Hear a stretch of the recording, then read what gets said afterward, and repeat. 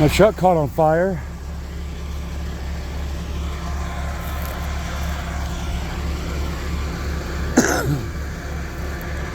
My truck caught on fire right when I got to my water trucks, and they had no water in them.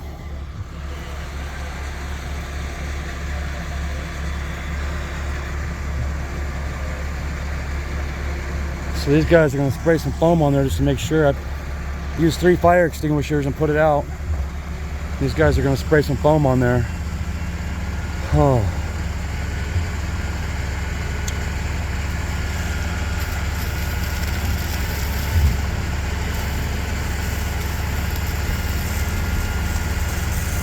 Got 300 gallons of fuel in there. All my tools.